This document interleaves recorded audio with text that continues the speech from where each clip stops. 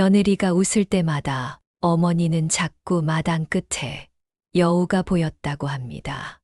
혹시 여러분도 그런 기분 느껴보신 적 있으신가요?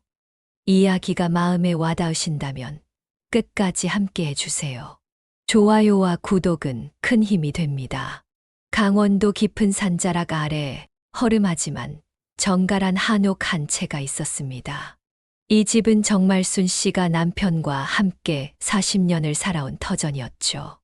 남편은 몇 해 전 세상을 떠났고 자식들은 도시로 뿔뿔이 흩어졌습니다. 그녀는 홀로 남은 집에서 소소한 정원 손질과 느린 계절의 흐름 속에 하루하루를 채워가고 있었어요.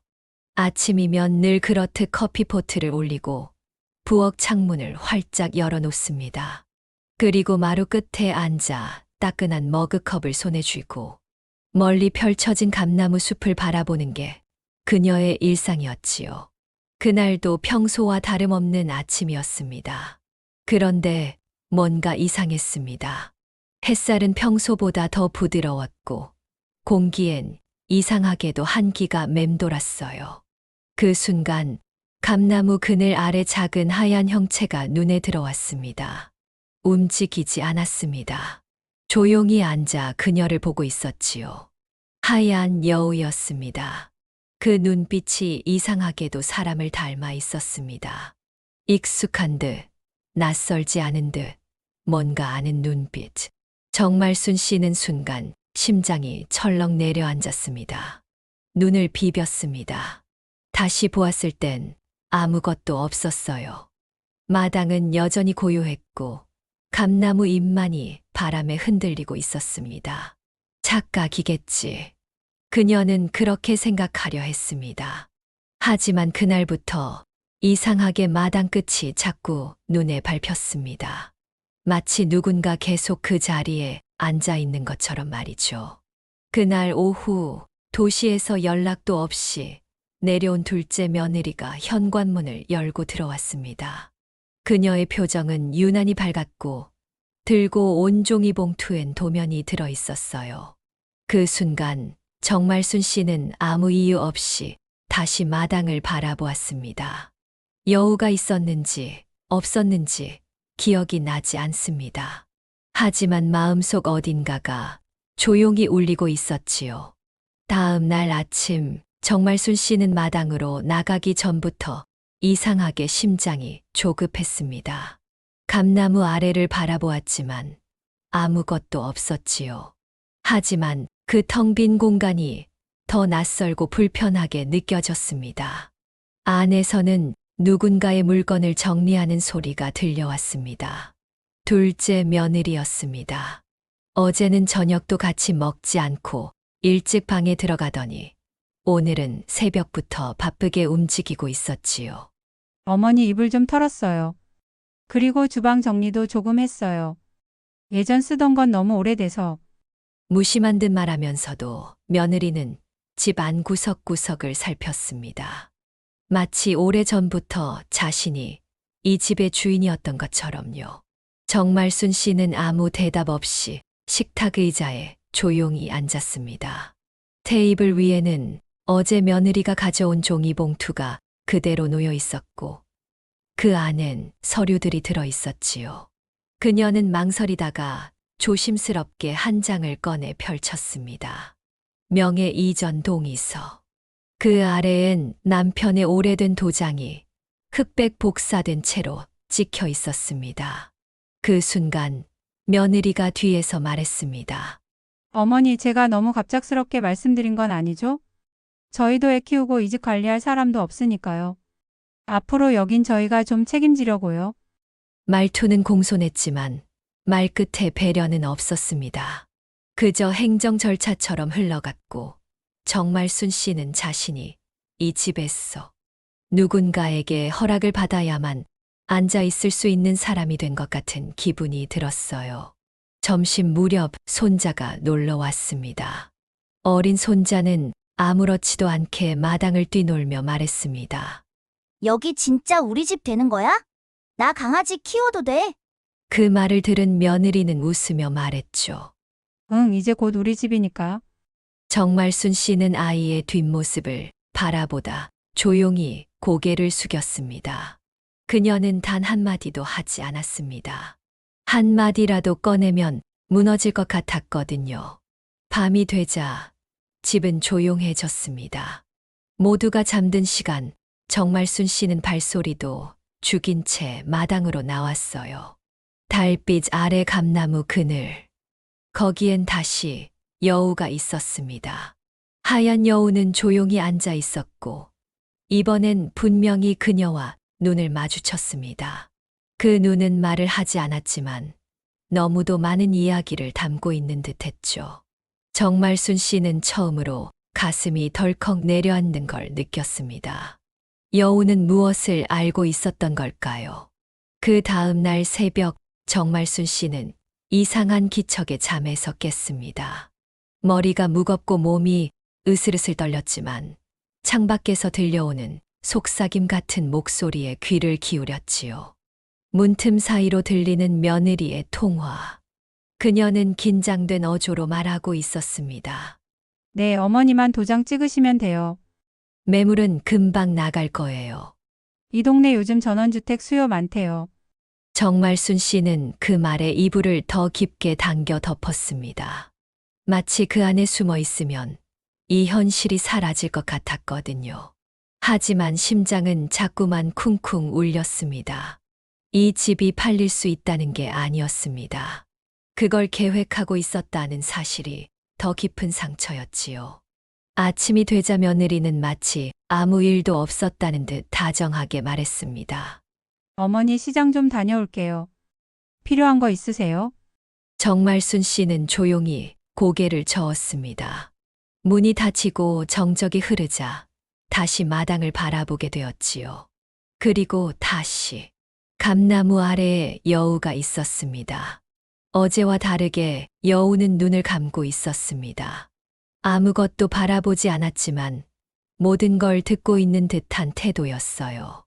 정말순 씨는 맨발로 마당에 나갔습니다. 이상하게 춥지 않았습니다. 여우 앞에 멈춰선 그녀는 입을 떼었습니다. 넌 누구니? 여우는 조용히 눈을 떴고 아주 천천히 그녀에게로 걸어왔습니다. 그리고 그녀의 발 주변을 한 바퀴 돌고는 감나무 밑으로 다시 가앉았지요. 그 순간 멀리서 발소리가 들려왔습니다. 정말순 씨는 깜짝 놀라 뒤를 돌아봤고 며느리가 비닐봉지를 들고 현관을 들어서는 모습이 보였습니다. 어머니? 어디 나가셨어요? 그녀는 얼른 발을 들이며 대답했습니다. 마당 좀 보려고 나왔어. 여우는 이미 사라져 있었습니다. 하지만 정말순 씨는 마음으로 확신하고 있었어요. 그 여우는 이 집과 이 가족의 무언가를 지켜보고 있는 존재라는 걸요.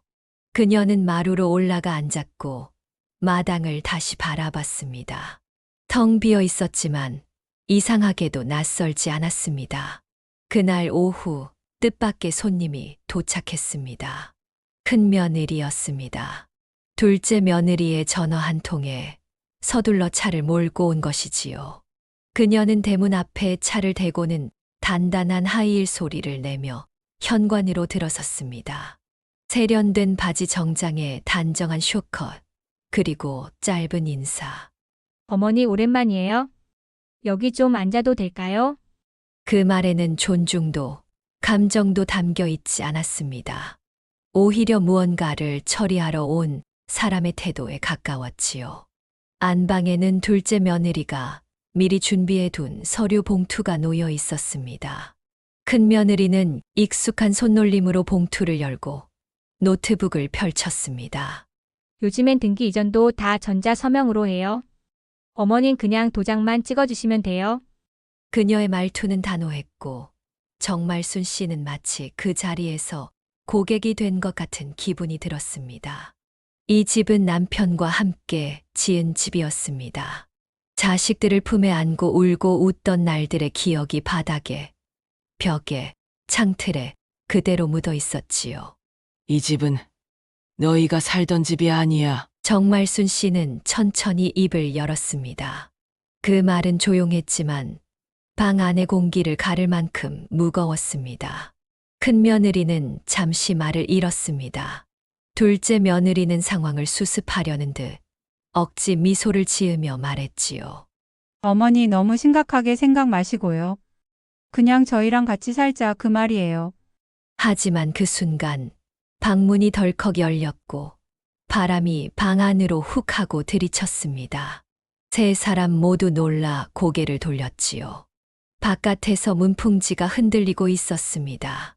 감나무 아래를 스치듯 내려다보던 큰 며느리는 작게 중얼였습니다. 뭐지 지금 누가 서 있는 줄 알았는데? 하지만 아무도 없었습니다. 정말순 씨만이 느꼈습니다. 그 자리에 여우가 있었던 것을. 그날 밤 마당 창을 열자 여우는 또 다시 그 자리에 앉아 있었습니다. 이번엔 그 눈빛이 유난히 날카로웠고 마치 누군가를 노려보는 것처럼 느껴졌어요. 정말순 씨는 입을 꾹 다물고 창을 닫았습니다. 그녀는 느끼고 있었습니다. 이 여우는 경고를 보내고 있다는 걸요. 며칠 뒤 시내의 한 조용한 카페. 둘째 며느리는 테이블 위에 노트북과 카드 명세서를 펼쳐두고 전화를 받고 있었습니다. 예, 그런데 이게 무슨 일이죠? 이 카드는 어머니 명의인데 사용 내역이 이상해요. 병원비는 그렇다 쳐도 이건 백화점이에요. 상대방의 답변을 듣는 그녀의 표정은 점점 더 굳어졌습니다. 조금 전까지 입가에 머물던 미소는 온데간데 없이 사라졌고 입술을 깨물며 한숨을 내쉬었지요. 그녀의 맞은편에는 친정 어머니가 앉아 있었습니다.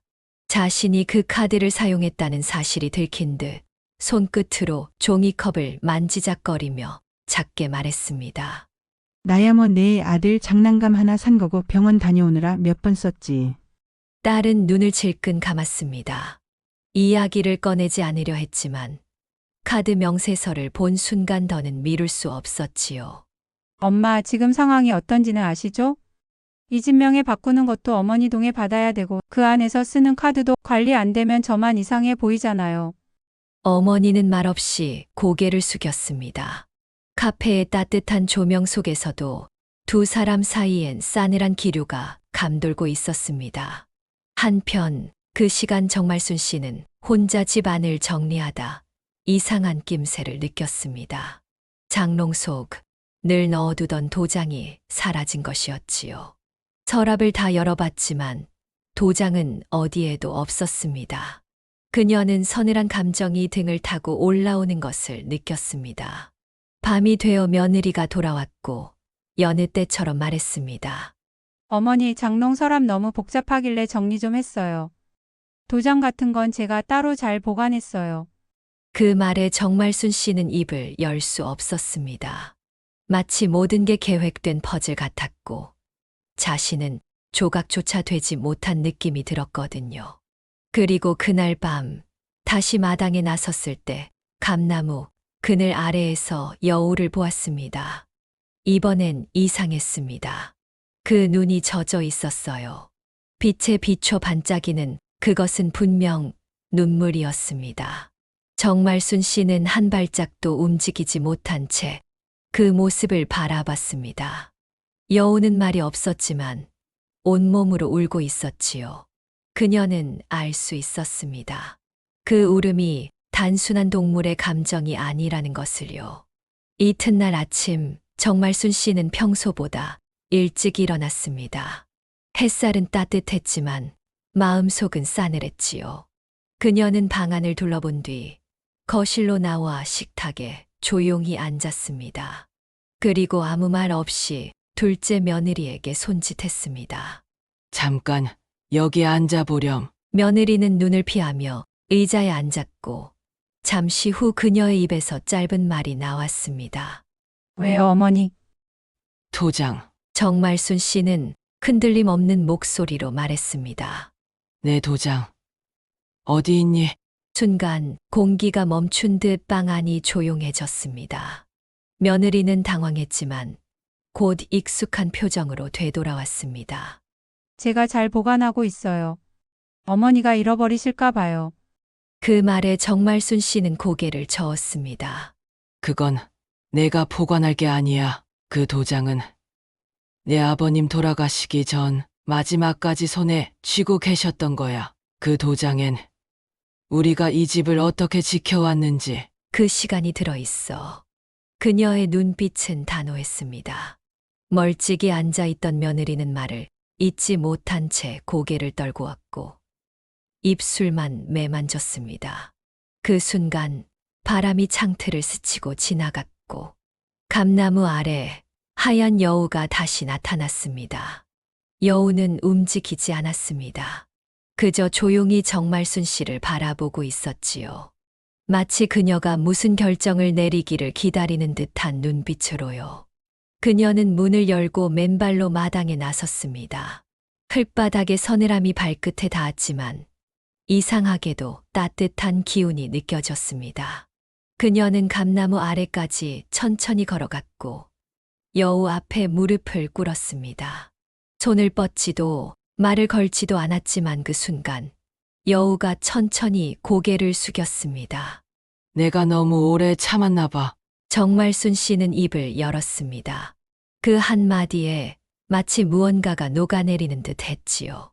그날 밤 그녀는 오래된 장롱을 다시 열었습니다. 구석진 곳에서 작은 노트 하나를 꺼냈습니다. 먼지가 앉은 그 노트엔 고인의 필체가 그대로 남아 있었습니다. 건강하자. 애들한테 너무 기대지 말자. 그리고 마지막 장에는 단단하게 눌러쓴 한 문장이 있었습니다. 이 집은 당신 거야. 아무도 건드릴 수 없어. 정말순 씨는 조용히 눈을 감고 그 말을 가슴속에 새겼습니다. 그리고 천천히, 아주 천천히 숨을 내쉬었습니다. 그 숨결에는 오랜 세월의 무게와 작지만 단단한 의지가 실려 있었습니다. 이튿날 아침 집 앞마당에 낯선 차가 멈춰 섰습니다. 차에서 내린 두 남자, 한 명은 마을 이장, 다른 한 명은 양복 차림의 젊은 변호사였습니다. 둘 다 둘째 며느리가 불러온 사람들이었습니다. 그녀는 집 안에서 조심스럽게 손을 모으고 있었고 시선을 들지 못한 채 뒤따랐습니다. 어르신, 이 집 소유권 이전 문제로 간단히 상의 좀 드리려고요. 변호사는 익숙한 말투로 말했습니다. 요즘은 다들 미리미리 정리하시거든요. 그래야 자녀들 간에 불필요한 오해도 없고요. 정말순 씨는 조용히 자리를 지키며 앉아 있었습니다. 그녀는 고개를 돌려 둘째 며느리를 바라봤습니다. 며느리는 여전히 고개를 숙인 채 손가락으로 치맛단을 꼭 쥐고 있었지요. 정말순 씨는 조용히 숨을 들이쉬고 단단한 목소리로 말했습니다. 난 도장 못 줘요. 남편이 이 집을 어떻게 지켜왔는데요. 순간 변호사의 얼굴엔 당황스러운 기색이 스쳤습니다. 하지만 곧 묻어난 미소를 띠며 말을 이어갔습니다. 어르신, 요즘은 자식한테 미리 증여하는 게 효도라고도 하잖아요. 그렇게 하면 혹시 모를 법적 분쟁도 줄고요. 정말순 씨는 창밖을 바라봤습니다. 그리고 그 순간 감나무 아래의 하얀 여우가 조용히 나타났습니다. 햇살을 받아 윤기나는 털빛이 마치 환영처럼 그녀를 감싸 안는 듯 했지요. 그녀는 미소 지으며 다시 고개를 돌렸습니다. 이 집은 아직 내 집이에요. 그리고 지켜야 할 이유가 있어요. 그 말에 이장은 묵묵히 고개를 끄덕였습니다. 그는 오래전 남편과 함께 이 집을 올리던 기억이 있었습니다. 나도 어르신 뜻 따르겠소. 남의 일 같지가 않아서요. 변호사는 더 이상 설득하지 못할 걸 느꼈는지 자리에서 일어났습니다. 생각 정리되시면 연락 주세요. 언제든 도와드리겠습니다. 그 말과 함께 문을 나선 그는 끝내 문 밖을 한 번도 돌아보지 않았습니다. 사람들이 떠난 후 집은 다시 고요해졌습니다. 정말순 씨는 가만히 마당을 바라보았습니다. 여우는 여전히 감나무 밑에 앉아 있었고 꼬리를 천천히 말아준 채 눈을 감고 있었습니다. 해질 무렵 며느리가 조심스럽게 다가와 말했습니다. 어머니 죄송해요. 그냥 저희 다 어떻게든 잘 되길 바란 것뿐이에요. 정말순 씨는 그녀의 얼굴을 바라보다가 고요하게 말했습니다. 내가 여우 눈을 본 적 있니? 며느리는 놀란 얼굴로 고개를 저었습니다. 난 봤어. 말 안 해도 다 아는 눈빛이더라. 며칠 뒤 아침은 어김없이 고요하게 찾아왔습니다. 하지만 정말순 씨는 느낄 수 있었습니다. 오늘은 뭔가 다르다는 걸요. 창문 너머로 부는 바람은 낯설지 않았고 그녀는 느릿하게 마당으로 향했습니다. 그곳엔 여우가 기다리고 있었습니다. 감나무 아래 변함없이 하얀 털빛을 빛내며 앉아 있었지요. 그녀는 조용히 여우에게 다가가 앉았습니다. 둘 사이엔 말이 없었지만 눈빛 하나로 모든 것을 나누는 듯 했습니다. 이제 가도 되겠니? 여우는 고개를 살짝 기울였습니다. 마치 기다렸다는 듯이요. 그 순간 정말순 씨는 마음 한편에서 매듭이 스르륵 풀리는 기분을 느꼈습니다. 긴 세월 동안 숨죽이며 지켜온 무언가가 이제는 조용히 놓아져도 된다는 듯이요. 그날 오후 뜻밖의 손님들이 집을 찾았습니다. 큰 며느리와 둘째 며느리였습니다. 예전 같았으면 긴장부터 돌았겠지만 오늘의 두 사람은 왠지 낯설게 차분했습니다. 거실에 앉은 그들은 잠시 눈치를 보다가 큰 며느리가 먼저 입을 열었습니다. 어머니, 그동안 너무 저희 생각만 했던 것 같아요. 죄송해요. 둘째 며느리도 고개를 끄덕였습니다. 서류에 서명만 받으면 다 해결된다고 생각했어요. 어머니 마음은 잘 생각하지 못했네요. 정말순 씨는 두 며느리의 얼굴을 천천히 바라봤습니다. 그 눈빛 속에서 처음으로 두려움이 아닌 진심이 보였습니다. 그래, 이제야 사람 눈을 하는구나. 그녀는 살며시 웃으며 자리에서 일어났습니다. 주방으로 향한 그녀는 오랜만에 찻잔 3개를 꺼냈습니다. 따뜻한 물을 붓고 찻잔을 며느리들 앞에 놓았습니다. 한잔하고 가렴. 나도 이제야 속이 좀 풀리는 것 같구나. 세 사람 사이에 오가는 차 향기는 오래 묵었던 오해를 조금씩 녹이고 있었습니다. 그 누구도 다시 도장을 꺼내자는 말을 하지 않았고 그 누구도 침묵을 무겁게 여기지 않았습니다. 그 순간 창밖의 감나무 아래를 바라보자 여우는 이미 자취를 감춘 뒤였습니다. 발자국 하나 없이 사라졌지만 그 존재는 여전히 그녀의 가슴 어딘가에 남아 있었지요. 밤이 찾아왔고 집은 다시 고요한 평온을 되찾았습니다. 정말순 씨는 거실에 앉아 오래된 사진첩을 꺼내들었습니다. 그 안에는 젊은 시절 남편과 함께 웃고 있는 사진 한 장이 있었지요. 그녀는 사진을 가만히 쓰다듬으며 중얼거렸습니다. 당신 말이 맞았어요. 이 집은 우리 거예요. 창밖을 바라보며 그녀는 다시 한마디를 더했습니다. 이제야 정말 지켜낸 것 같네요. 여우는 더 이상 보이지 않았습니다. 하지만 그녀는 확신할 수 있었습니다. 어딘가에서 누구보다 가까운 곳에서 누군가가 여전히 이 집을 지켜보고 있다는 걸요. 감나무 잎이 바람을 따라 흔들렸고 바람은 다시 제자리로 돌아왔습니다. 이야기는 여기서 조용히 막을 내립니다.